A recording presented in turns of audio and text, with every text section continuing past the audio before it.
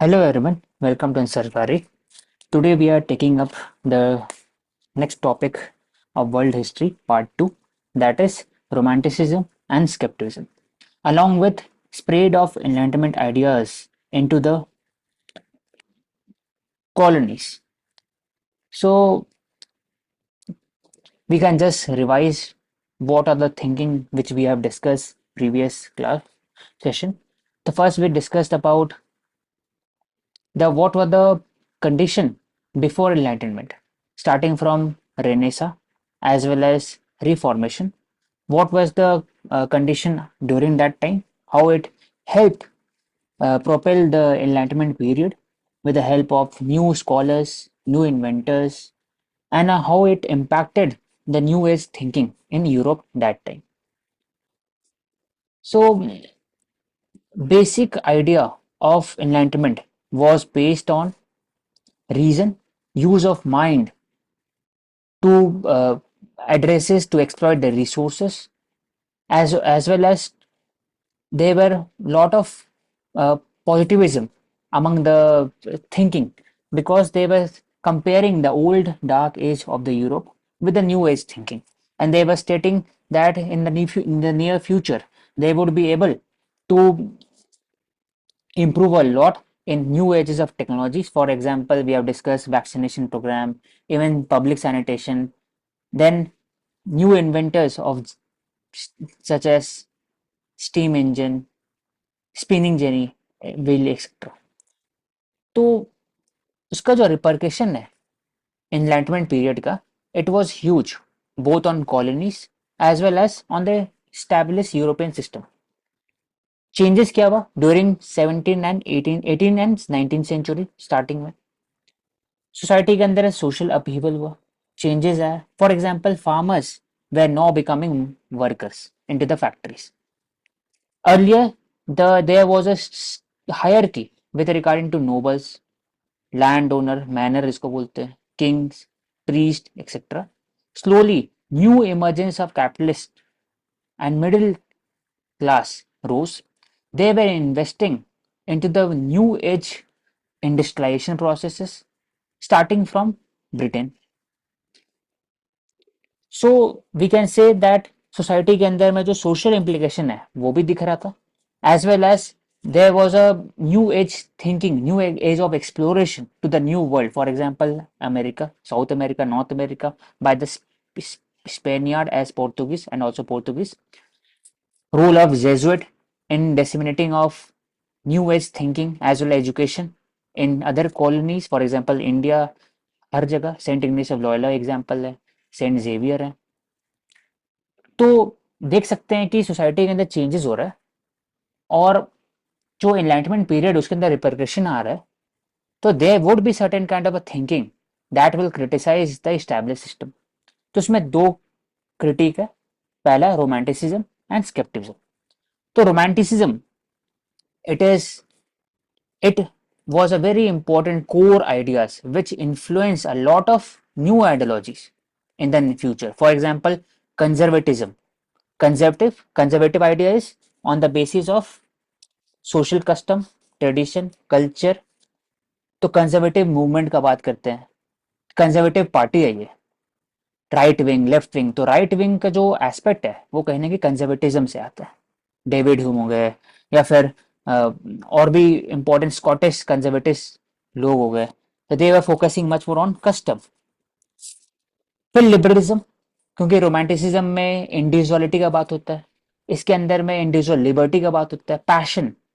तो liberal ideas को influence किया.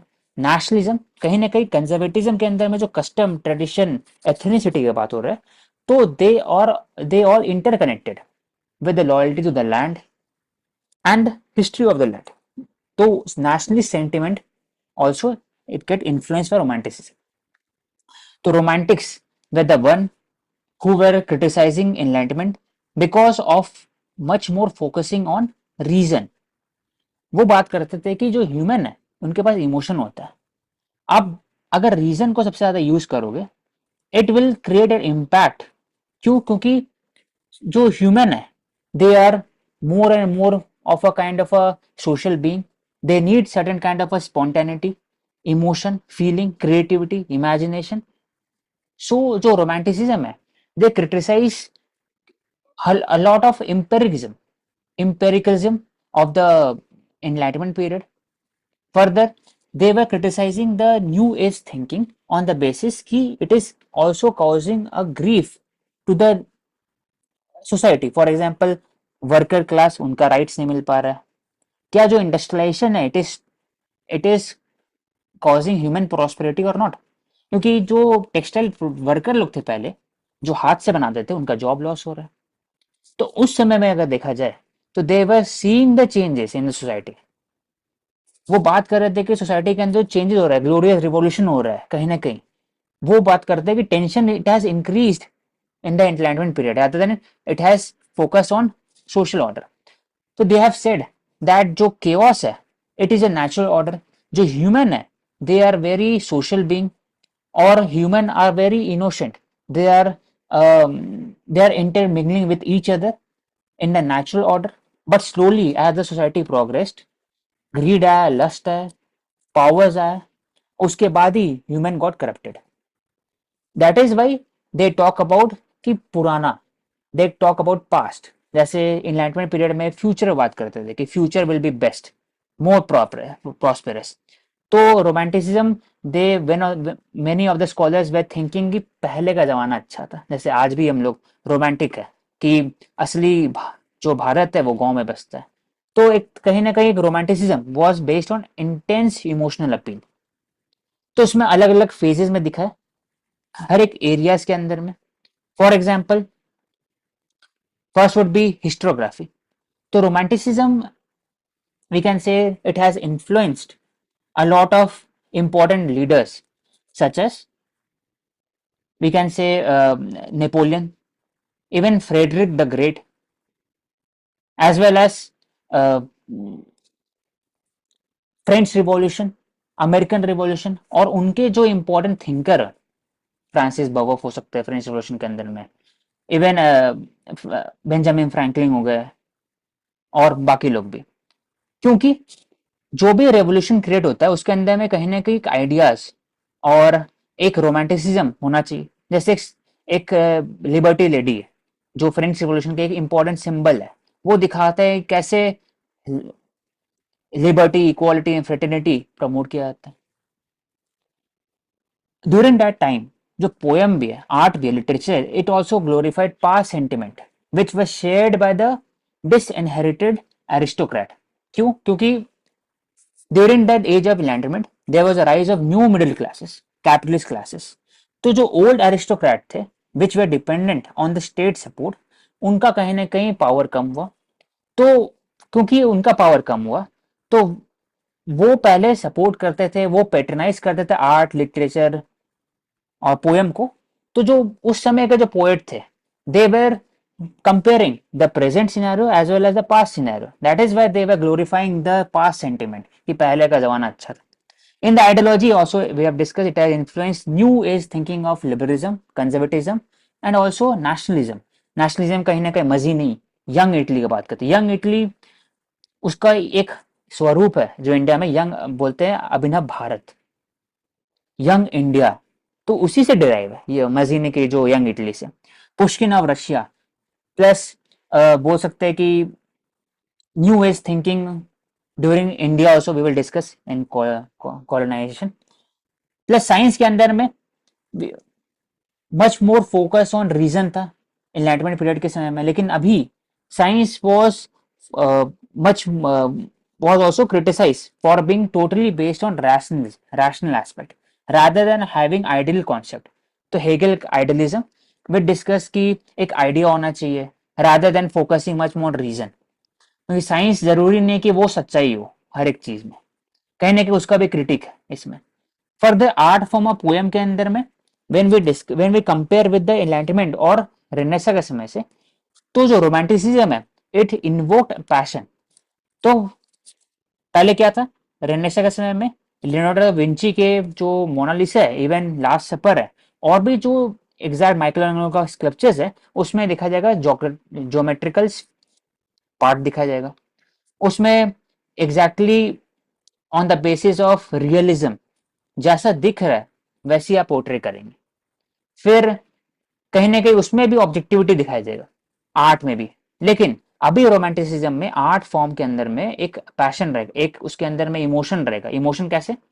सनलाइट, जैसे सनलाइट को दिखाया जाएगा पीस, सेरेनिटी, लेकिन storm it will invoke emotion of anger and grief. For example, एक फेमस पेंटिंग है Hannibal crossing the Alps. Hannibal important invader थे यूरोप के अंदर में, तो he was crossing the Alps. तो उसका जो पेंटिंग में ऐसा दिखता है कि हैनिबल छोटे से एल्प्स में बड़ा है, लेकिन he was able to cross it. तो वो दिखाता है करेज ऑफ कन्विक्शन, वो दिखाता है एक तरह से पैशन। तो पूरा जो रोमांटिसिज्म के अंदर में वो पैशन, इमोशन, और बोल सकते हैं कि poetry can be used to invoke certain kind of a thinking into the society. For example, Beethoven और मोजार्ट, मोजार्ट पहले आए थे, बेथोवन बाद में आए थे। उनके जो नाइन्थ सिम्फनी है, it invoke the fear, sorrow and also love through it's symphony. तो बोल सकते हैं कि जो एक क्वेश्चन पूछा था इन ऐसे ऑल्सो कि poet are unacknowledged legislator of the world in defence over the poetry. तो बेशे बेशले के उन्होंने एक की एस्पेक्ट पर रखा था कि जो पोएट है वो क्या करता है, एक तरह से जो सर्टेन आइडियाज है सोसाइटी के, और सर्टेन बोल सकते हैं कि न्यू एज थिंकिंग है, उसको कहीं ना कहीं इमोशनल फॉर्म के अंदर में लोगों को समझाया जा सकता है। तो poet they are unacknowledged legislator, क्योंकि it invokes certain kind of a thinking into the society. तो अलग एग्जांपल, तो उसमें जो पूरा रोमांटिसिज्म में अलग अलग स्कॉलर्स आते हैं, लेकिन मोस्ट इंपॉर्टेंट स्कॉलर है जीन जैक्वेस रोशियो। रोशियो बात करते हैं कि जो ह्यूमन है in natural state when there was no civilization, उस समय जो ह्यूमन थे they were very simple, simple living. लेकिन slowly when there was a depletion of resources, competition rose, greed, lust वो आया, ईगोइज्म आया, और slowly there was a tension within the society. That is why tension को reduce करने के लिए एक सोशल कॉन्ट्रैक्ट बना। सोशल कॉन्ट्रैक्ट के तहत all were giving certain kind of a will to the established state, or state had the right to negotiate as well as to enforce law and order on the society. तो इसको बोलते हैं social contract, social contract among themselves. तो he discuss को जो emotion of human है, it should be given much more priority the emotion of the heart than reason of the mind. क्यों? क्योंकि जो ह्यूमन है वो कहीं ना कहीं बाय डिफॉल्ट इमोशन के अंदर में with regarding to honesty, integrity, gut feeling. Gut feeling क्या है? ये वो इमोशन, वो रीजन नहीं, वो एक पैशन है। तो उस पर फोकस किया। Further he also talked about कि जो सोसाइटी के अंदर में चेंजेस आ रहा है वो इसके कारण आ रहा है क्योंकि हम लोग ज्यादा ही माइंड का यूज कर रहे हैं। We are using mind without mind with unbridled power. There has to be certain kind of control over the mind. तो हार्ट ही कंट्रोल कर सकता है। तो हार्ट को कंट्रोल करने के लिए we have to focus much more on emotion. That is further he discuss की natural man it is much more important than mechanized man. Mechanized man क्यों? क्योंकि he was seeing the condition of the workers और even the social upheaval that was brought by the industrialization phase. जो peasant है उनके land जा रहे थे, जो नोबल्स थे वो एक तरह से उनके पास भी लैंड जा रहे थे, स्टेट कम हो रहे थे उनके पास।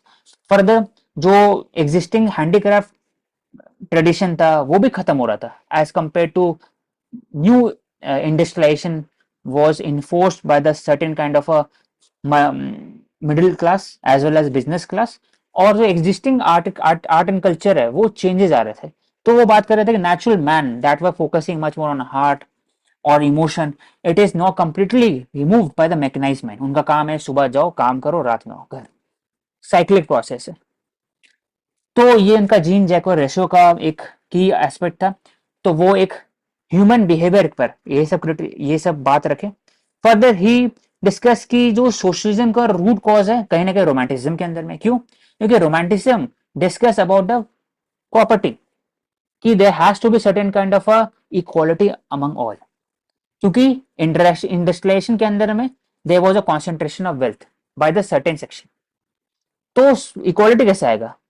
तो there has to be certain kind of redistribution of wealth as stated by Babeuf, Francis Babeuf, जो हम लोग फ्रेंच रेवोल्यूशन के अंदर भी लेंगे उनका नाम।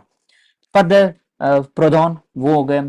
फिर रॉबर्ट ओवन हो गए, वो सब आगे सोशलिज्म के अंदर में नहीं। तो रूट्स ऑफ सोशलिज्म वो also seen in the romanticism, क्योंकि रोमांटिज्म क्या बात कर रहे हैं, एक ह्यूमन का इक्वालिटी की बात कर रहा है, वो पैशन की बात कर रहा है, हर एक ह्यूमन इक्वल है, हार्ट बात करते कि आप अच्छा काम करिए, वो रीजन नहीं है कि अच्छा काम करना। तो इसलिए फॉर द थर्ड एस्पेक्ट जो रोशो बात करते हैं, रूट्स और लिमिटेड सॉवरेंटी। तो जो इवोल्यूशन था डार्क एजेस से, it was much more over divine rights of the king, king जो चाहे वो कर सकते हैं by the authority of the church. लेकिन रिवॉल्यूशन होता है, जो हम लोग देखे रिफॉर्मेशन और रेनेसां और रिफॉर्मेशन के अंदर में, फिर ग्लोरियस रेवोल्यूशन हुआ, 1640s में रेवोल्यूशन हुआ ब्रिटेन में, वहां से फिर हर जगह फैला थोड़ा। तो जो सॉवरेंटी ऑफ द किंग है, it was reduced and it was much more accountable to the parliament. लेकिन उसको थ्योराइज करने के लिए, थ्योरेटिकल एस्पेक्ट देने के लिए इंपॉर्टेंट तीन लोग हैं, थॉमस हॉब, जीन जैक रोशियो और जॉन लॉक। उसमें रोशियो ने कहा है कि social contract is being made by the general will of the majority of the people.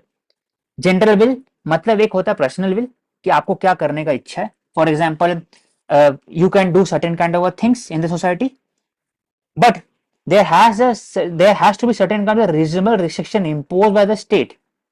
For example, drinking आप हर जगह नहीं कर सकते, घर में ही कर सकते हैं। तो क्यों? क्योंकि जनरल विल इम्पोज होता है आपके ऊपर। तो ही डिस्कस कि general will is supreme then personal will, individual will, और will of majority will create legitimacy to the authority, और लेजिटिमेसी के कारण अथॉरिटी जो होगा it will be enforce the social contract. Social contract क्या है India के हिसाब से बोला जाए तो कॉन्स्टिट्यूशन ऑफ इंडिया, और it will enforce the general will. तभी जाकर सोसाइटी के अंदर जस्टिस आ सकता है और लॉ एंड ऑर्डर स्टैब्लिश हो सकता है। ये ओवरऑल कॉन्सेप्ट हो गया जीन जैको रेशो का। ही was a important, we can say he was a very important thinker of romanticism। तो ये कुछ की एस्पेक्ट हो गया। इंडिया कंपैरिजन किया जाए तो romanticism is derived from Indian civilisation and also from the enlightenment period. For example Bharat Mata romanticism है, इमोशन है, इमोशन एक लोगों के अंदर में इंस्पायर करता है कि भारत को एक तरह से हम लोग माता से जोड़ती है, कि इसको पर्सोनिफिकेशन ऑफ कंट्री कर दी है, जोग्राफिकल लैंड को कर दी है, तो इससे सेक्रेड वाला जो फीलिंग है वो वापस आ सका, इसको पिक्चराइज कर दिया। वैसे सिमिलरली लिबर्टी वुमेन है, फेमस आइकन है फ्रेंच रिवॉल्यूशन के, हाथ में जो एक फ्लैग है वो दिखाता है कि in spite of all the repression by the French troops, उनका एक जो एक पैशन था with regarding to the liberty, life, equality, वो अचीव कर पाए। ये हैनिबल, इतने छोटे हैनिबल है, वो पार कर रहे हैं एल्प्स, इतने बड़े एल्प्स को, तो वो दिखाते करेज, इमोशन। तो पूरे जो रोमांटिसिज्म में वो कहीं ना कहीं ह्यूमन हार्ट को अपील करता है, एनलाइटमेंट पीरियड में रीजन को अपील करता है। फिर ये Gothic architecture, Gothic it is inspired from 12th and 13th century Europe के अंदर में। तो वापस से revival of Gothic architecture start होता है। फॉर एग्जांपल वेस्ट मिनिस्टर और बिग बेन यहाँ पर है जो ब्रिटेन के अंदर में, important church. For example France के अंदर में, जर्मनी के अंदर में, it was inspired from India में। अगर बोले एग्जाम्पल बोल रहे तो छत्रपति शिवाजी टर्मिनल, वो भी गॉथिक आर्किटेक्चर एग्जाम्पल है। तो बोल सकते हैं कि जो गॉथिक आर्किटेक्चर 12th-13th सेंचुरी वापस से क्यों स्टार्ट हुआ, क्योंकि वो बात उस समय बात कर रहे थे कि पुराना दिन कितना अच्छा था, पहले का बात। तो romanticism always takes inspiration from the root, from a tradition and culture of the past. It is a critic of the total reason of the human mind. अब आते हैं कि रोमांटिसिज्म एक हो गया reason under the enlightenment period. Reason क्यों important है, reason का रिपरकशन क्या क्या है, तो उसका क्रिटिक रोमांटिसिज्म हो गया। अब रोमांटिसिज्म का क्रिटिक है, दोनों का क्रिटिक है, वो हो गया स्केप्टिसिज्म ऑफ इमैनुअल कांट। तो इसका बेसिक अगर वन लाइनर बोला जाए तो बोला जाता है कि स्केप्टिक माइंडसेट क्या होना चाहिए, कि एवरीथिंग यू कैन क्वेश्चन। क्योंकि जो ट्रेडिशन है, इवन ट्रेडिशन है जो रोमांटिसिज्म बात करता है, और इवन जो थेसिस और एंटीथेसिस है, जो empirical theoretical aspect enlightenment period के अंदर हम बात करता है, empiricism as well as romanticism, दोनों का जो बेसिक कॉज है वो ह्यूमन माइंड है कहीं ना कहीं। तो क्या हम लोग with the use of reason as well as जो सोसाइटी के अंदर में एग्जिस्टिंग फॉर्म ऑफ ट्रेडिशन है और एक तरह से कस्टम है, वो क्या जस्टिस पहुंचा पा रहा है सोसाइटी को, वो क्या हर एक एस्पेक्ट पे बात कर पा रहा है, क्या वो totally as a concept we are able to understand it और नॉट. फॉर एग्जाम्पल, रीजन में इनलाइटमेंट पीरियड के अंदर बात होता है, इनलाइटमेंट पीरियड के अंदर बात होता है विथ रिगार्डिंग टू बायोलॉजी. क्या हम लोग पूरा बायोलॉजी को समझ सकते हैं? क्या जो फिलोसफिकल टेयोलॉजिकल बिलीफ है, जो स्क्रिप्चरल बात करता है कि हम लोग गॉड को समझ सकते हैं, क्या वो इट कैन बी प्रूव्ड और नॉट? फर्दर, जो सेंसेस ऑफ परसेप्शन जो आंख से दिखते हैं, 5 सेंसेस हो गया, परसेप्शन हो गया माइंड से, क्या वो टोटली अचीवेबल है? क्योंकि जो भी सामने दिखता है, फॉर एग्जाम्पल रेनबो, रेनबो होता नहीं है, वो परसेप्शन है. It is based on refraction, reflection, और टोटल इंटरनल रिफ्लेक्शन भी होता है उसके अंदर, तीनों एस्पेक्ट होता है. लेकिन लाइट सिर्फ व्हाइट है, लेकिन अलग अलग कलर्स दिखते हैं, परसेप्शन है. तो सेंसेस है, इट का भी बायस होता है. तो स्केप्टिज्म बात करते हैं जो दिखता है वो जरूरी नहीं वो हो. तो साइंस और रिलीजन जरूरी नहीं कि वो पूरा जो फेनोमेना है उसको टोटली समझा पाए. For example big bang theory हो गया, उस समय तो नहीं आया था, लेकिन जनरली स्पेस का अंडरस्टैंडिंग, सन का अंडरस्टैंडिंग, हीलोसेंट्रिक सन का अंडरस्टैंडिंग से लेकर के गॉड क्या है, जरूरी नहीं समझा पाए, क्योंकि जो माइंड ही लिमिटेड है. बॉडी स्ट्रक्चर और इंस्ट्रूमेंट जो आंख दिया वो लिमिटेड. हम लोग आंख से सिर्फ अल्ट्रावायलेट देख नहीं सकते, रेडियो वेव देख नहीं सकते, सिर्फ लिमिटेड विजिबल लाइट देख सकते हैं. तो कहने लिमिटेशन ऑफ इंस्ट्रूमेंट है. तो Immanuel Kant worked on these ideas.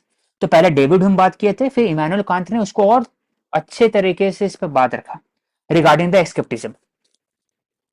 उन्होंने बात किया कि there is a critic of pure reason. आप सिर्फ रीजन को यूज करेंगे तो प्रॉब्लम क्या होगा? There has to be difference between reason and perception.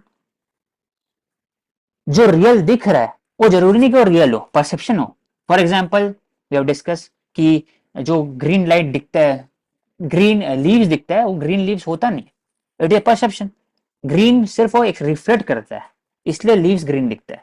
तो परसेप्शन है, वो रियल जरूरी नहीं है. Knowledge comes from experience as well as perception. तो बात की सिर्फ रीजन जरूरी नहीं है, नॉलेज के लिए एक्सपीरियंस और परसेप्शन दोनों चाहिए. फॉर एग्जाम्पल, अगर किसी को सॉल्ट का टेस्ट पता नहीं है, तो उसको आप कितना भी आप परसेप्शन क्रिएट कर पाए कि सॉल्ट ऐसा होता है वैसा होता है, रीजन के आप यूज कर, लेकिन जब तक आप एक्सपीरियंस नहीं करेंगे सॉल्ट को, तब तक आप समझ नहीं पाएंगे सॉल्ट को. एक बार में समझ में आ जाए. तो फिर इस experience and perception is also important. फिर बात करते हैं कि जो थिंग्स, जो भी चीज दिखता है सामने, मैटर है, क्या वो खुद में अंडरस्टैंडेबल है कि हम लोग इसको डिफाइन करते हैं. For example, law of gravity या लॉ ऑफ, वो खुद में अंडरस्टैंडेबल था कि हम लोगों ने एक लॉ बनाया, लॉ था ही कि हम लोगों ने इसको नाम रखा कि लॉ ऑफ ग्रेविटी. क्या लॉ ऑफ ग्रेविटी हर बार काम करता है? नहीं. माइक्रो एरिया में लॉ ऑफ ग्रेविटी काम नहीं करता है, वहां पर इंटरमोलिकुलर इंटरेक्शन काम करता है जो लॉ ऑफ ग्रेविटी को सरपास कर पाता है.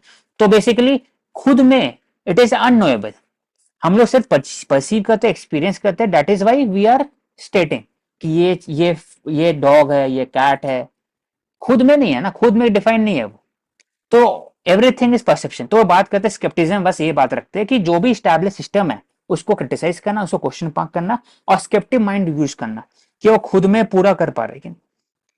तो Immanuel Kant worked on further idea. एक तो हो गया बेसिक रीजन को क्रिटिसाइज किया, उसमें एक एस्पेक्ट आ गया जो वी हैव डिस्कस. फिर आता है मोरालिटी एंड एथिक्स. तो हम लोग एथिक्स में भी हम लोग डिस्कस करते हैं कैटेगोरल इंपेरेटिव इमैनुअल कांत के. वो बात करते हैं जो इनर कंसाइंस है, कहीं ना कहीं वो बताता है. क्योंकि जो भी हम लोग बात कर रहे हैं, it is not only on the basis of reason. Reason का हम लोग इनलाइटन में बात कर लिया, अब उसका क्रिटिक है. तो बात करते हैं रीजन को कितना भी लगा लो. फॉर एग्जाम्पल, आप आधार कार्ड से किसी को पीडीएस दे रहे, तो रीजन लगा रहे, वहां पर ऑब्जेक्टिविटी लगा रहे हैं, लेकिन कहीं ना कहीं इनर कंसाइंस हो रहा है कि अगर किसी का आधार कार्ड नहीं है तब भी आप उसको पीडीएस दे सकते हैं. ऑल्टरनेटिव फॉर्म क्या है? इमोशनल इंटेलिजेंस क्या है? तो बात करते हैं कैटेगोरी इंपेरेटिव में कि आप ऐसा काम करो जैसे वो एक तरह यूनिवर्सल लॉ है. आप ऐसा काम करो जैसे आप ह्यूमैनिटी को एज अ एंड चूज कर, रादर मीन्स आप ह्यूमैनिटी को यूज करके कुछ पाना नहीं चाहो, ह्यूमैनिटी को अचीव करो डायरेक्टली. फिर दूसरा कि आप ऐसा सोचो, ऐसा काम करो जैसे you are legislating the universal law. तो बेसिकली आप ऐसा ड्यूटी प्रमोट करो खुद में कि as if that you are the ethical person in it as a whole. तो ये मेटाफिजिक्स ऑफ मॉरल ये ऐसे था, ऐसे के अंदर उन्होंने ये सब बात रखा था. तो ये हो गया एथिक्स में, वी हैव डिस्कस रीजन को क्रिटिक किए. फिर फर्दर इमैनुअल कांत बात करते हैं दोनों एस्पेक्ट को अगर इंटरनेशनल रिलेशन में जोड़ देंगे तो क्या होगा. तो ये बात करते हैं 1795 में philosophical sketch on perpetual peace. कैसे परपेचुअल पीस आ सकता है वर्ल्ड में, कैसे हर एक कंट्री के बीच में दोस्ती आ सकता है और रिलेशनशिप आ सकता है. तो he call for the condition for the lasting peace तभी आ सकता है जब there has to be certain kind of minimum decency to avoid future conflict. For example, अगर आप बाद में Vienna convention, UNSDI 1948, even Hague code, सब कहीं ना कहीं उनका जो इंस्पिरेशन है वो कान से है, कान का परपेचुअल पीस है। क्यों? क्योंकि उसमें बात करते हैं सर्टेन बेसिक कंडीशन कि वॉर के समय में आपको जो अनआर्म्ड है उनको हार्म नहीं करना चाहिए, ओल्ड चिल्ड्रन को हार्म नहीं करना चाहिए। अगर आप हार्म करें तो कहीं ना कहीं वॉर का डिसेंसी खत्म होता है और फ्यूचर कॉन्फ्लिक्ट भी होगा बाद में। फॉर एग्जाम्पल वर्ल्ड वॉर 1 दिखता है कि कैसे फ्रांस और ब्रिटेन कहीं ना कहीं उनका भी रोल था वर्ल्ड वॉर 2 के समय में, सिर्फ और सिर्फ जर्मनी का रोल नहीं था। तो मिनिमम डिसेंसी चाहिए। Secondly, all human beings are equal as well as country and nation are equal. उसके लिए हम लोग को फेडरेशन ऑफ नेशन क्रिएट करना चाहिए जो कहीं ना कहीं लीग ऑफ नेशन में दिखता है उसका स्वरूप, और in the later age UN में भी दिखता है। तो he was a inspiration for liberal international principle of cooperative thinking between the countries and the nation as a whole. ये हो गया overall critic of the enlightenment period as well as focus which we have put on romanticism as well as scepticism. अब आते हैं कि enlightenment period के समय में जो यूरोप के अंदर चेंजेस आया था, कंडीशन आया था, वो कैसे इंपैक्ट किया बाकी कॉलोनीज के अंदर में और कंट्रीज के अंदर में। तो 4 इंपॉर्टेंट है, क्योंकि बाकी अफ्रीकन कंट्रीज है उसका हम लोग लेटर स्टेज में लेंगे ड्यूरिंग द कॉलोनाइजेशन पीरियड। तो America, India, Japan and China, ये 4 के एग्जाम्पल लेते हैं, बिग कंट्रीज है इन लोग। तो अमेरिका के अंदर में वी हैव डिस्कस कि एनलाइटमेंट पीरियड और उसके पहले रिफॉर्मेशन के अंदर में there was a critic on church, rise of Protestant ethics. तो बहुत सारे जो लोग थे that were criticising the established church order, they were persecuted. वो सब भाग रहे थे, आयरिश भाग रहे थे वहां से, इवन जर्मन के जो प्रोटेस्टेंट थे वो जा रहे थे। तो they were settling in 13 colonies जो अमेरिका में। वो slowly 13 colonies emerge as a federation, a block. और उसमें जो इंपॉर्टेंट लीडर्स थे, Thomas Jefferson, George Washington, Benjamin Franklin, Thomas Paine, he laid the foundation for the new America, जो USA, United States of America हो गया। तो अलग अलग उनका थिंकिंग है, separation of power, individual liberty, तो कहीं ना कहीं वहीं से है। Fundamental freedom of expression, freedom of thought, FOT, rights of man जो बिल ऑफ राइट्स के अंदर में दिखता है वो थॉमस पेन से है। तो वो इंस्पायर किए एनलाइटमेंट पीरियड के अंदर में। कैसे? जॉन लॉक बात करते हैं लिमिटेड सॉवरेंटी का, रूसो बात करते हैं सोशल कॉन्ट्रैक्ट का, वेबर बात करते हैं equality of all even property. तो उनका जो आइडियाज है वहां से आ रहा है एक तरह से अमेरिका से। फिर जापान में क्या हुआ? जापान में पहले वहां पर शोगन और एम्परर थे जापान के अंदर में। They were having unbridled power in Japan, जापानी सोसाइटी। लेकिन मीजी रेस्टोरेशन होता है 1868 से 1912 में, we will discuss in very detail manner in industrialization. तो उसमें इंपॉर्टेंट मीजी रेस्टोरेशन में क्या होता है कि the Japanese society slowly reformed with the help of state, जापानी स्टेट में वो प्रमोट कर रहे थे बाकी बच्चे को, इवन प्रोफेसर को आप जाइए और यूरोप में जाके पढ़िए, इवन यूएस में जाके पढ़िए। Fukuzawa Yukichi, he translated Samuel Smile self help as well as JS Mill on liberty. On liberty मतलब वो बात की है लिबर्टी के ऊपर, सेल्फ हेल्प ग्रुप का बात की है सैमुअल स्माइल्स, उस पर ट्रांसलेट किए। तो आइडियाज परकुलेट हो रहा है क्योंकि उस समय तक प्रिंटिंग प्रेस वॉज अवेलेबल, उस समय तक telegraph, even the railways, even long distance transportation was more and more available, क्योंकि कोल, आयरन, सबका एक रिवोल्यूशन हो रहा है उस इंडस्ट्रियलाइजेशन में। तो slowly indigenous Japanese world view भी एक तरह से फिलोसफिकल स्केच प्रोवाइड करता है, और Japanese religion slowly became more and more reformative. Women का रोल बढ़ते जा रहा है और वहां ट्रैम आता है, इवन इंडस्ट्रियलाइजेशन स्टार्ट होता है। तो जापानीज जो इनलाइटमेंट पीरियड है, it was based on Japanese philosophy, civilisation as well as enlightenment of the Europe as well romanticism. तो ये जापानीज के अंदर में चेंजेस आते हैं। फिर चाइना के अंदर में कैसा आता है? उस समय एक तरह से बोल सकते हैं एम्पायर थे पहले 1850s के समय में। 1899 में there was a huge revolution in 1899 where 5 countries intervene intervene in the Chinese, बोल सकते हैं कि स्टेट। 1842 के अंदर में हांगकांग को लूज करना पड़ा ड्यूरिंग द ओपियम वॉर।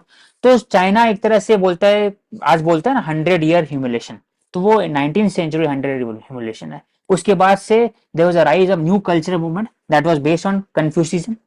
उसके बाद फिर टाओ और बहुत इंपॉर्टेंट लीडर्स है सन यत सेन, टीएमटी जो कॉमिंगटन जो अभी ताइवान में, ही was a leader of that. He discuss about three aspect important है ह्यूमन के लिए। एक है स्वराज, उस समय के हिसाब से सेल्फ डिटर्मिनेशन, राइट्स और लाइवलीहुड।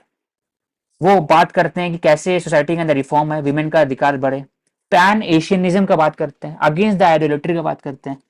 तो कहीं ना कहीं चाइना के अंदर में चेंज आता है, इंडिया में सबसे ज्यादा चेंज आता है उस समय में। कैसे होता है? 18th सेंचुरी में हो सकते हैं कि there was a clash between the several commercial कम बोल सकते हैं class of several commercial East India company. French हो गया, इंग्लिश हो गया, इसमें इंग्लिश जीत जाते हैं, फ्रेंच हार जाते हैं, और slowly English became one of the prominent power in India 18th century के लास्ट में। और 19th सेंचुरी के फर्स्ट वीक में, मतलब 1848 तक आते आते पूरा नॉर्दर्न इंडिया उनके हाथ में आता है। 1857 में रिवोल्ट होता है। उसके बाद से इंडिया के अंदर में उन्होंने चेंजेस लाना स्टार्ट किया, racial supremacy, divide and rule policy etcetera. लेकिन वो तो ब्रिटिश के हिसाब से था। इंडियन सेंटर में क्या चेंजेस आ रहे थे? तो 1830s और 20s में राजा राम मोहन रॉय ब्रह्मो समाज लेके आते हैं। He was inspired from the French revolution 1789, American revolution 1774, as well as changes in the society. वो बात करते हैं, रॉबर्ट ओवन की बात करते हैं, सोशलिज्म, जेएस मिल का वो कहीं ना कहीं वो मुद्दा उठाते हैं इंडिया के हिसाब से। फिर बोल सकते हैं कि young Bengal, Henry Vivian Derozio 1930s में, यंग बंगाल तो नाम में यंग बंगाल है, सोचो कि यंग इटली उस समय जो था, यंग इटली मजीने के, वो यंग बंगाल यहाँ पर आता है। तो यंग बंगाल 1830s में वो बात डिलिबरेटिव बात करते हैं हर एक मुद्दे पर, रिलीजन, सोसाइटी एक्सेट्रा। वो बात करते he was the first patriot, he compose poem during that time. तो कहने रोमांटिसिज्म उसमें भी आता है कि रोमांटिक एरा में उन्होंने बात किया कि जो इंडिया एक तरह से उनको चेन में रखा है, तो रोमांटिसिज्म हो गया एक तरह से। Ishwar Chandra Vidyasagar reformist regarding the widow remarriage 1856 act. Justice Ranade, he compared the economics of the British as well as India, उसमें क्या क्या चेंजेस है। फिर पहला जो इंपॉर्टेंट लीडर थे जो रोमांटिसिज्म और बोल सकते हैं कि एनलाइटमेंट से इंस्पायर हुए थे, वो टीपू सुल्तान। जो जैकोबियन क्लब, जो फ्रेंच रेवोल्यूशन में बहुत इंपॉर्टेंट लीडिंग वॉइस था, जो हम लोग फ्रेंच रेवोल्यूशन में पढ़ेंगे भी। तो he was inspired from that. He established liberty tree in Seringapatam 1794 में। तो ये दिखाते हैं कि जो आइडियाज है कैसे फ्री फ्लो हुआ है उस समय से, और कैसे सोसाइटी और वर्ल्ड जो है ग्लोबलाइजेशन वहीं से हो रहा है, globalisation of ideas, culture and tradition. फिर ये बात करते हैं सर सैयद अहमद खान, जो अलीगढ़ मूवमेंट स्टार्ट करते हैं 1860-70s में, जो बात करते हैं कि we have to establish modern thinking even in the Muslim society. Women का अधिकार बढ़ना चाहिए, इवन जो साइंटिफिक प्रिंसिपल को यूज करना चाहिए, और जो न्यू एज थिंकिंग है उसको अप्लाई करना चाहिए कुरान के पास। तो Quran will be interpreted according to scientific lines, ये बात करते हैं। अब है कि ये हो गया पूरा सोशल रिफॉर्मिस्ट का। अब रोमांटिक आइडियाज कहाँ से आते हैं? रोमांटिक आइडियाज आता है विवेकानंद का किताब से। औरबिंदो घोष बात करते हैं इंटीग्रल ह्यूमनिज्म और इंटीग्रल योगा के अंदर में, कि कैसे एक सुपर ह्यूमन बना सकते हैं, सुपर माइंड बना सकते हैं, जिससे हम लोग अचीव कर सके जो भी चाह रहे अपनी जिंदगी में। फिर बंकिम चंद्र चट्टोपाध्याय भारत माता, आनंद मत वहां से आता है। तो romanticism, even social reform, nationalism, कहने के हर एक चीज हर जगह उनका पर्कुलेशन दिखता है। तो इसमें क्वेश्चन उठते हैं कि what is the criticism of enlightenment by the socialist thinker. तो हम लोग जो डिटेल में पढ़ेंगे, क्योंकि एनलाइटमेंट पीरियड स्टार्ट होता है तो there is a new age reform society के अंदर में। सोसाइटी के अंदर अपहीवल भी आता है, चेंजेस आते, हर एक एस्पेक्ट में चेंजेस आता है। तो वी कैन से कि जो एनलाइटमेंट है वो इम्पैक्ट करता है हर एक एस्पेक्ट ऑफ सोसाइटी को। लेकिन वो जब इंडस्ट्रियलाइजेशन को हेल्प करता है और बाकी जो चेंजेस सोसाइटी के अंदर उसको हेल्प करता है, तो there is certain kind of hierarchy, concentration of wealth, और न्यू इंडस्ट्रियल क्लासेस बढ़ते हैं, फ्री ट्रेडर और as well as industrialist classes India में। एंड्रन यूल जो बात करते हैं, टेक्सटाइल इंडस्ट्रीज हो गए, आयरन एंड कोल इंडस्ट्री, बड़े बड़े जायंट वो बड़ा होते हैं। तो जो थिंकर है, अलग अलग थिंकर, रॉबर्ट ओवेन हो गए, प्रोदॉन हो गए, इवन बॉबो हो गए, जो हम लोग बाद में पढ़ेंगे, socialist as well Marxist thinking में। तो वो क्रिटिसाइज करते हैं एनलाइटमेंट पीरियड एक तरह से सिर्फ और सिर्फ बोर्जुआ को सपोर्ट करने के लिए था, वो वर्कर के लिए सपोर्ट के लिए नहीं था। फर्दर रोमांटिज्म, स्केप्टिज्म कैसे वो अफ्रीकन कंट्रीज में चेंजेस लाया। तो हम लोग in paper partition of African country colonisation, उसमें हम लोग डिटेल में करेंगे। जब जो एनलाइटमेंट पीरियड आता है तो it created certain kind of a big power For example, France, Germany, Belgium, Netherlands, Holland, Britain, US, सब कुछ. तो they were rushing into the African countries for exploiting the resources. उनके पास गन पाउडर था, उनके पास new age telegraph था, उनके पास railways था, technology था, उनके फिर आयरन और इंडस्ट्री के लिए बेसिक मशीनरी था, इंस्ट्रूमेंट था. तो हर एक चीज उन्हीं के पास था. तो उनको चाहिए था sources of raw material as well as market. तो वो अफ्रीकन कंट्रीज आते हैं और वहां पर they are encouraging slave trade, जिसको हम ट्रायंगुलर ट्रेड बोलते हैं. एट द सेम टाइम वहां पर वो लोकल के साथ नेगोशिएट करके दे एक्सप्लॉइट द लोकल कंडीशन. तो उसमें क्रिश्चियन मिशनरी का रोल है, कैसे वहां पर एक तरह से उन लोग को कन्वर्ट भी कर रहे हैं, प्लस उनके जो नाम भी कन्वर्ट हो रहा है, एजुकेशन सिस्टम सब चेंजेस हो रहा है, इंग्लिश पढ़ा रहे हैं. तो कोलोनाइजेशन सिर्फ और सिर्फ इकोनॉमिकली नहीं था, colonisation was also about the mind. तो साइकोलॉजिकल ट्रॉमा आज भी हम लोग दिखते हैं वहां पर. तो सिर्फ अफ्रीकन कंट्रीज, इंडो चाइना के अंदर में जो फ्रेंच का इंपॉर्टेंट रोल था, कंबोडिया, लाओस और वियतनाम में, इंडोनेशिया में by the Dutch, India, Myanmar और नेपाल और सिंध अफगानिस्तान में ब्रिटिश का हो गया. अब इजिप्ट और जो ट्रांस जॉर्डिनियन रीजन था, सीरिया, इराक, वो सभी ब्रिटेन के अंदर में हो गया. फिलीपींस यूएस के अंदर में हो गया. और लैटिन अमेरिका रीजन यूएस के अंदर में हो गया. कहीं ना कहीं जो एनलाइटमेंट पीरियड था, it made the European country, even the white man, more powerful as compared to other countries. उसके कारण उसका रिपरकशन दिखता है. लेकिन स्लोली द धर्मा बैलेंसेस जो हम बात करते हैं, सोसाइटी के अंदर अवेयरनेस बढ़ा और धीरे धीरे they were demanding abolition of slavery. और स्लोली देवर सेटिंग थॉट, सोशलिस्ट आइडियाज बढ़ता है, मार्क्सिज्म बढ़ता है. और यूएसआर क्रिएशन होने के बाद से डीकोलोनाइजेशन का फेज स्टार्ट होता है 20th सेंचुरी से स्टार्टिंग से, जो हम लोग later on we will discuss. So kindly put up the question. So we have completed the part 2 of world history. So we will discuss questions related to this. Compare the age of enlightenment of India and Europe. तो Europe में कैसे derive हुआ? It was anti religion prospect. It was focusing much more on reason. It was a movement against the clergy. It was a movement against the established divinity rights of the king. तो वो focus करते हैं limited sovereignty का, बाकी सब चीज तो दिखता है. तो इंडिया में कैसे हुआ? इंडिया में it was focusing much more on social reform, जो एग्जांपल हो गया. और उसके बाद जो ब्रिटिशर इंडिया में आए थे, दे वर क्रिटिसाइजिंग दैट. तो राजा राम मोहन में बात करते हैं, there has to be certain kind of a representation of Indian into the legislative council and executive council. फिर अदर इंडिया में कहीं ना कहीं इनका रूट से भी इंस्पिरेशन था. तो फॉर एग्जांपल भगवत गीता हो गया, इवन अलग रिलीजन का हो गया, ट्रेडिशन हो गया, वहां से भी इंस्पायर था. तो डिफरेंस है. जो यूरोप का एनलाइटमेंट है, it was focusing much more on control over the resources, natural. लेकिन इंडिया वाला बात कर रहा था कि हम लोग कैसे सेल्फ रिलायंस बन सके, स्वराज कैसे आ सके. तो डिफरेंट है. How did the enlightenment ideas of Europe, US, Japan, China impacted India?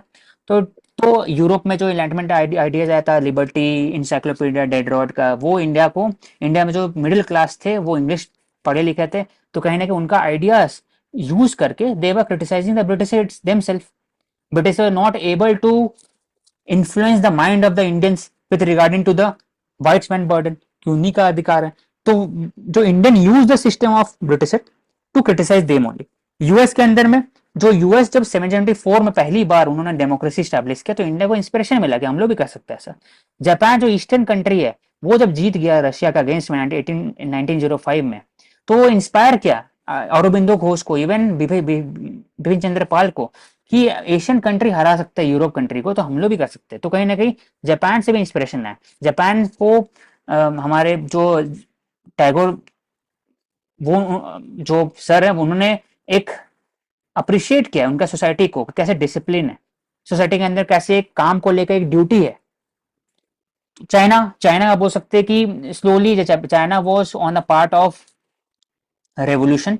और चाइना में जो एक सक्सेसफुल मॉडल था KMT का, कि कैसे सोसाइटी के अंदर इंटीग्रेट किया लैंड ओनर्स को भी और मासेस को भी, वो भी एक तरह से इम्पैक्ट किया इंडिया को. फॉर एग्जाम्पल लैंड रिफॉर्म में, फॉर एग्जाम्पल इंडिया में जो रीडिस्ट्रीब्यूशन वेल्थ हो गया, वेलफेयरिज्म हो गया. तो enlightenment ideas was a free flowing idea between the several countries and even colonies, and India के अंदर हर जगह से आया इम्पैक्ट है। What was the skewed impact? Age of enlightenment के अंदर में इम्पैक्ट हुआ, लेकिन स्क्यूड इम्पैक्ट क्या था कि कहीं ना कहीं जो वर्कर्स राइट है वो एक तरह से इम्पैक्ट हुआ अंडर द इंडस्ट्रियलाइजेशन। जो इस्टेब्लिश सिस्टम था, कैपिटलिस्ट ऑर्डर, उन्हीं को एक पावर मिला। वो प्रॉपर्टी का बात कर, जॉन लॉक प्रॉपर्टी का बात करते हैं, लेकिन what about the properties that was बोल सकते हैं कि removed from the normal masses through the use of religious scripture? क्या उनको वापस से प्रॉपर्टी मिलेगा? नहीं मिलता था। जो ऑलरेडी प्रॉपर्टी उनको मिल चुका है लैंड ओनिंग क्लास को, उसको जस्टिफिकेशन करने के लिए बोलते थे life, liberty and property, John Locke के अंदर। तो कहीं ना कहीं बायस था, कैपिटलिस्ट बायस था इसके अंदर में भी। फिर जो एनलाइटमेंट पीरियड के अंदर में अफ्रीकन कंट्रीज और बाकी कंट्रीज के लिए उनका नेगेटिव स्टीरियोटाइप था जीएस मिल का। फॉर एग्जाम्पल बोल सकते हैं कि जॉन लॉक का भी एक नेगेटिव स्टीरियोटाइप था कि जो गर्म कंट्री के अंदर जो लोग रहते हैं उनका एक इंटेलेक्ट उतना लेवल का नहीं है जो एनलाइटमेंट मिल सके, जॉन लॉक का कहना था एक तरह से। तो बायस था। फर्दर बोल सकते हैं कि विमेन और जो चाइल्ड है उनका भी पहले घर में काम करती थी, अब एक फैक्ट्री में काम करती थी, लेकिन उनका राइट से फोकस नहीं किया था। 12 घंटा 14 घंटा काम करे। तो एज ऑफ एनलाइटमेंट वो directly related to the age of industrialization जो इम्पैक्ट करता है, स्क्यूड इम्पैक्ट, skewed है। Discuss the critic idea of critic on impact of age of enlightenment। Ideas of critic, तो क्रिटिक, आइडिया ऑफ क्रिटिक क्या है? पहले बात है कि Indian criticism of age of enlightenment. For example Raja Ram Mohan Roy criticises GS Mill कि उनका जो थिंकिंग है with regard to history, history of India, it is close loop. कि वो बोलते हैं कि India was not able to modernise until unless British light. तो कहीं ना कहीं वो क्रिटिक राजा राम इंडियन सेंट्रिक भी है। दूसरा, एज ऑफ एनलाइटमेंट का जो क्रिटिक है वो रोमांटिसिज्म स्केप्टिसिज्म है, दोनों डिस्कस कर चुके हैं। Discuss did the age of enlightenment impact emergence of capitalism? True. कैसे? एनलाइटमेंट के अंदर में प्रोटेस्टेंट एथिक्स पढ़ता है। एक एनलाइटमेंट के अंदर में एक इंडिविजुअल लिबर्टी कि आपके पास प्रॉपर्टी है, life, liberty, property, basic element चाहिए कैपिटलिज्म करने के, क्योंकि कैपिटलिस्ट के लिए आपको लेबर चाहिए, आपको इन्वेस्टमेंट चाहिए, और आपको करेक्ट कंडीशन चाहिए, एज वेल एज प्रॉपर्टी चाहिए। तो वो एनलाइटमेंट पीरियड के अंदर फोकस करते हैं। जॉन लॉक का हो गया, डेविड ह्यूम का हो गया। प्लस डेमोक्रेसी, डेमोक्रेसी में कैसा आएगा? लिबर्टी, लाइफ, उसको मेंटेन करने के सोशल कॉन्ट्रैक्ट जो रूशो के अंदर में आता है बाद में। फिर बोल सकते हैं जॉन लॉक के अंदर में भी आता है limited sovereignty of the state, कि स्टेट इंटरवेन हर बार नहीं कर सकते, reasonable restriction will be only put on. Democracy में मतलब कि जो king will be responsible to the parliament, parliament will be accountable to the people. वो कहीं ना कहीं हेल्प किया, इम्पैक्ट किया। लेकिन तो इसमें क्वेश्चन उठता है, डिड इम्पैक्ट, तो इम्पैक्ट जो होगा थोड़ा नेगेटिव भी होगा। कैसे? डेमोक्रेसी उस समय था वो पूरा नहीं था, वो खाली कुछ लोगों के लिए जिसके पास लैंडेड थे उन्हीं के पास डेमोक्रेसी सिर्फ।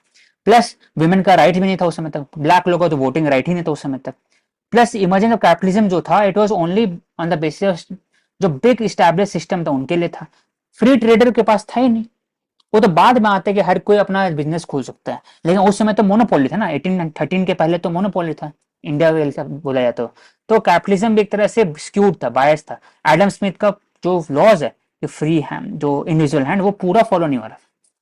To what extent the age of ideas of age of enlightenment hold relevance 21st century? True है। एज ऑफ एनलाइटमेंट के अंदर में रीजन फोकस किया, तो आज भी हम लोग बात कर सकते हैं ऑब्जेक्टिविटी, ट्रांसपेरेंसी, ट्रूथ।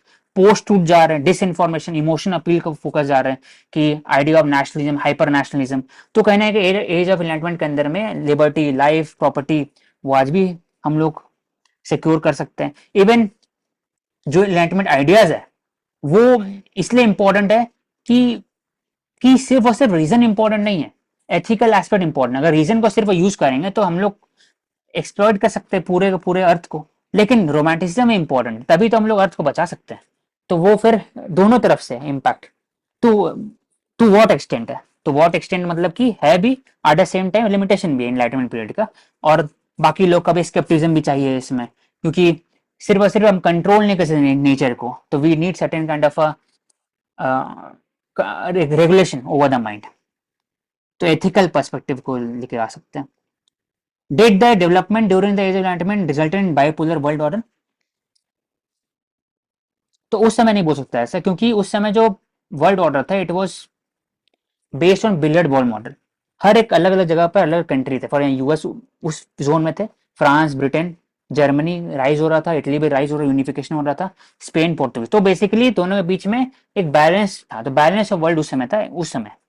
लेकिन बाद में स्लोली व्हेन साइंटिफिक डिस्कवरी बढ़ते रहता है, साइंस एंड टेक प्रमोट हुए होते जाता है, तब स्लोली बाइपोलर वर्ल्ड ऑर्डर बाद में होता है, लेकिन डायरेक्टली कोरिलेशन नहीं बोल सकते एज ऑफ एनलाइटमेंट के सामने, क्योंकि उस समय बिलियर्ड बॉल मॉडल था, अलग अलग कंट्री अलग अलग हेजमन थे rather than bipolar. What are the phases and difference between the Renaissance, Reformation, Enlightenment? तो phases we have discussed. Renaissance का starting phase था, डार्क एजेस से Renaissance में आता है. Renaissance मतलब rebirth of the tradition and culture of the Roman and Greek civilization, उनका rebirth. Reformation बात तो वही आइडियाज को यूज करके कैसे सोसाइटी का रिफॉर्म ला सकता है, रिफॉर्म सोसाइटी के अंदर पॉलिटिकल रिलीजियस. और इनलाइटमेंट पीरियड हो गया कि ये कंडीशन बनने के बाद ही there is a nurturing of the new ideas thinking. जब ये कंडीशन बनेगा तभी तो लोग सोच सकेंगे ना, नहीं तो चर्च का कंट्रोल ऊपर रहेगा, हमेशा डर डर में जिएंगे. तो एक तरह से इनलाइटमेंट तभी आ सकता है जब आप फ्री हो जाएंगे अंदर से. तो फ्री उसमें हुआ तो फिर वहां पर साइंटिफिक डिस्कवरी उस समय हुआ. उसके बाद फिर new new age political thinker भी आए, रोशो हो गए, जॉन लॉक हो गए, डेविड ह्यूम हो गए, वोल्टायर हो गए etcetera. How business become a way of life after the age of enlightenment. तो एज ऑफ एनलाइटमेंट में एक कहीं ना कहीं एक ह्यूमन को एक तरह से प्रमोट किया कि आप इन्वेस्ट करें रादर देन आप लग्जरी में इन्वेस्ट करें. तो प्रोटेस्टेंट एथिक्स आए और एज ऑफ एनलाइटमेंट के अंदर में businesses became more and more competitive. Adam Smith का एग्जांपल आता है उसमें, कैसे बिजनेस हर जगह बात किया. For free trader chartist movement start हुआ. मर्केंटिलिज्म को क्रिटिसाइज किया गया कि मर्केंटिलिज्म मतलब मोनोपोली, मोनोपोली हटना चाहिए, वो बढ़ा. लेकिन बिजनेस जो है वो वे ऑफ लाइफ, उसको क्रिटिसाइज करने के लिए रोमांटिसिज्म बाकी लोग आए. क्यों? क्योंकि business became more and more greedy, कि वो बच्चे को भी कम काम करवा रहा है 14 घंटा 12 घंटा, इवन विमेन को भी काम करवा रहा है लगातार. जो वर्किंग राइट्स है वो है नहीं उस समय तक, वो बाद में आता है ना, 1870s में आता है, जो इंडिया में भी आता है वर्कर्स राइट. उस समय ब्रिटेन के अंदर में भी जो 1832 एक्ट हो गया, रिफॉर्म एक्ट 1832, 52 के अंदर में आता है एक और, तो उस समय आता है. तो पहले लेकिन नहीं आता है ना. तो फिर business was more and more based on capitalist model और एक्सप्लॉइटेटिव था उस समय, क्योंकि there was a changes in society. तो बिजनेस बोल सकते हैं कि it was focusing on market oriented rather than people oriented. तो स्लोली लेकिन चेंजेस हुआ, इवॉल्व हुआ, वो जोड़ सकते हैं. बट इस टाइम पे हम ये बोल सकते हैं कि जो कंज्यूमर कल्चर था सोसाइटी में वो वो बढ़ बढ़ रहा गया, था. हाँ ट्रू. वो एंड बढ़ते जा रहा था अर्बनाइजेशन बढ़ रहा क्योंकि था. इंडिगो रेवोल्यूशन, जो इंडिगो यहाँ से भेजा जा रहा था, वो बोल रहे थे कि हम लोग सिंथेटिक इंडिगो बना सकते हैं. तभी तो इंडिया में इंडिगो का फिर कम हो गया 1800 लास्ट में, सिंथेटिक इंडिगो बना रहे थे. तो बिजनेस के अंदर में इनोवेशन भी हो रहा था, सब चीज हो रहा था, लेकिन सोशल एस्पेक्ट में रिपरकेशन था. तो वो जोड़ सकते हैं. अदर देन दैट कंज्यूमरिज्म बढ़ा, प्रॉस्पेरिटी भी आया. लोग के पास पहले कपड़ा पहनने के लिए नहीं था, अब कपड़ा पहनने के लिए अच्छा सा टेक्सटाइल. आज सबके घर, आज सबके पास इतना अच्छा डिजाइन क्यों, डिजाइनर क्यों आता है? पहले, आज से पहले नहीं था, आज से 200 साल पहले सिर्फ रईस लोग के पास डिजाइनिंग एलिमेंट था. तो अब धीरे धीरे उसमें पास आने लगा. इंडिगो डाई सस्ता होने से सबके पास आने लगा डाई. ऐसे एक फेमस डाई का नाम है जो बस एक इंपॉर्टेंट फैक्ट हो गया, ग्रीन. जो ग्रीन, डार्क ग्रीन है, it was only related to luxury product. आज भी डार्क ग्रीन जो एक देखोगे डार्क होता है ना, ग्रीन शाइनिंग ग्रीन होता है, तो फेमस था उस समय कि वही रईस लोग के लिए यूज कर सकते हैं, क्योंकि वो एक तरह से कोई इंसेक्ट का पीस कर बनाया जाता था डार्क ग्रीन को. तो हर एक एस्पेक्ट में इंपॉर्टेंट है. What was the impact of Protestantism. Protestantism बात करते हैं कि क्रिश्चियनिटी बात करते हैं चर्च का डोमिनेशन है, आप खुद इन्वेस्ट नहीं कर सकते हैं क्योंकि पैसा कमाना इतना सिन है. तो प्रोटेस्टेंट बात करते हैं कि आपके पास एक ऑलरेडी एक ओरिजिनल सिन है, आप पैदा होते ही सिन लेकर के, आपको बस रिडीम करना है जिंदगी में. तो रिडीम तभी कर सकते हो, काम करेंगे. काम करना है कैसे? आप इन्वेस्ट करिए, काम करिए, और वैसे आप वैल्यू क्रिएट करें सोसाइटी के अंदर में. तो वो एक तरह का प्रोटेक्शनिस्ट एथिक हो गया, वो हेल्प करता है. सेम ही चीज, काम करे, वैल्यू क्रिएट के सोसाइटी के लिए. कैपिटलिज्म राइज होता है उस समय से. What are the convergence and divergence of ideology like romanticism, socialism, capitalism, communism? तो romanticism talk about past human emotion. It criticizes the reason, कि ज्यादा रीजन गलत है सोसाइटी के अंदर में. रीजन को कंट्रोल करना चाहिए through the heart, emotion of the heart, क्योंकि आप तो एक्सप्लॉइट करेंगे ना, रीजन ज्यादा यूज करेंगे तो ऑब्जेक्टिविटी ज्यादा नहीं होना चाहिए. ऐसे हम लोग इमोशनल इंटेलिजेंस तभी बात करते हैं. रोमांटिज्म वो लेके आता है. Romanticism influence socialism as well as nationalism, क्योंकि सोशलिज्म का भी इमोशन है ना कि सबको इक्वल है, तो वो भी इसको इन्फ्लुएंस करता है. इवन नेशनलिज्म, नेशनलिज्म क्या है कि कि लगाव जमीन से, फिर आपको ट्रेडिशन से, कल्चर से, एक शेयर्ड आइडिया ऑफ पास्ट है, तो नेशनलिज्म हो गया, तो वो उसी से। सिमिलरली कैपिटलिज्म, कैपिटलिज्म कैसे इन्फ्लुएंस करता है, बोल सकते हैं कि कैपिटलिस्ट में एनलाइटमेंट आइडियाज, प्रोटेस्टेंट एथिक्स आ गया। Eight the same time capitalism के बाद जो क्रिटिक होता है वो कहीं ना कहीं रोमांटिज्म बात करता है कि ideas of worker, ideas of women, even child, उसको होना चाहिए। तो सोशलिज्म भी आता है। और कम्युनिज्म हो गया कि सोशलिज्म ब्रॉडर एस्पेक्ट में कम्युनिज्म एक पार्ट हो गया। Socialism is state control, mean it owns the means of the production, तो स्टेट कंट्रोल होना चाहिए, सोशलिज्म हो गया। डिस्ट्रीब्यूशन ऑफ वेल्थ होना, सोशलिज्म हो गया। कम्युनिज्म जो हो गया वो स्टेटलेस सोसाइटी की बात करता है लॉन्ग टर्म में। कार्ल मार्क्स ये बात करते हैं कि सोसाइटी जो रेवोल्यूशन क्रिएट होगा वो स्टार्टिंग में एक प्रोलेटेरिएट आएंगे साथ में, वो रेवोल्यूशन क्रिएट करेंगे और वो स्टेट को कैप्चर करेंगे। स्टेट के कैप्चर करने के बाद वो सबको काम पे लगाएंगे और एक मीन्स ऑफ प्रोडक्शन को होल्ड करेंगे। लेकिन धीरे धीरे जैसे ऐसे सोसाइटी पास ऑन होगा तो स्टेट भी खत्म हो जाएगा, बस बचेगा सिर्फ स्टेटलेस सोसाइटी जिसमें सबको इक्वल रहेंगे। ये कम्युनिज्म का लॉन्ग टर्म है। अब बस कार्ल मार्क्स और लेनिन में क्या फर्क है? कार्ल मार्क्स बोलते हैं कि वर्कर साथ में आएंगे, लेकिन लेनिन बोलते हैं कि वर्कर के पास इतना एनलाइटेंड नहीं है वर्कर, ना है कि इतना वो एक तरह से लीडरशिप क्वालिटी है कि वो अकेले साथ में आ जाएं, इसलिए एक पार्टी चाहिए, इसको वैनगार्ड पार्टी चाहिए। पार्टी के अंदर में इंटेलेक्चुअल लोग आएंगे, वो वर्कर को साथ में लेके आएंगे और वो फिर काम करेंगे। लेकिन वर्कर के साथ साथ पेजेंट भी होना चाहिए, जो लेनिन बात करता है। लेकिन कार्ल मार्क्स सिर्फ वर्कर की बात करते हैं मोस्टली, इसलिए बोलते हैं proletariat of the world unite and rise. तो प्रोलेटेरिएट बोलते हैं, पेजेंट नहीं बोलते, लेनिन बोलते हैं। तो ये रिलेशन हो गया। फिर what is the relation between communism Marxism, we will discuss in next thing.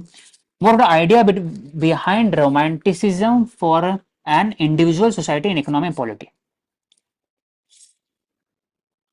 तो idea behind romanticism for an individual, तो इंडिविजुअल का आइडियाज क्या हो सकता है रोमांटिसिज्म का आइडियाज? कि इमोशन ऑफ हार्ट, कैसे आपको एक तरह से अपील करना अपना गट फीलिंग। सोसाइटी के लिए केयरिंग हो गया, सोसाइटी के लिए बोल सकते हैं कि कोहिजन, फ्रेटर्निटी, वो प्रमोट करता है रोमांटिसिज्म। पास्ट ट्रेडिशन कल्चर वो हो गया। इकोनॉमी में हो गया कि जो एग्जिस्टेंस सिस्टम है, फॉर एग्जाम्पल लैंड से रिलेशन हो गया। क्योंकि पेजेंट क्यों क्रिटिसाइज किया कैपिटलिज्म को? क्योंकि कहीं ना कहीं जब चेंजेस आ रहा था सोसाइटी के अंदर में, तो पेजेंट अपने जमीन बेच के जा रहे थे वर्कर बनने के लिए। तो लैंड से लगाव आज भी है। हर कोई कास्ट रिलीजन, कुछ कुछ जगह पे जो जमीन से लगाव, जो है जमीन से जो रिलेशन है ना, वो कहीं ना कहीं एक तरह का रोमांटिक आइडिया हो गया कि आप बेचते नहीं है। तो वैसी टाइप का इकोनॉमी में बात आ गया। पॉलिटी में बोल सकते हैं कि romanticism idea on liberty, freedom of expression, speech, वो हो गया। Link between romanticism socialism, romanticism emotion of the heart है।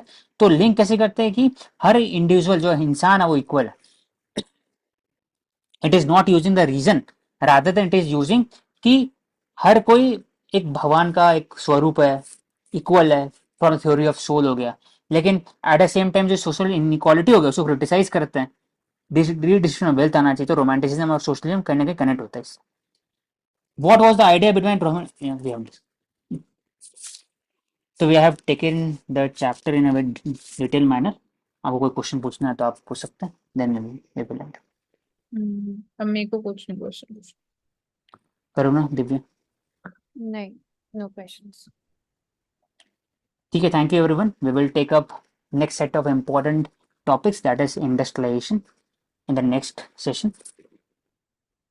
Thank you.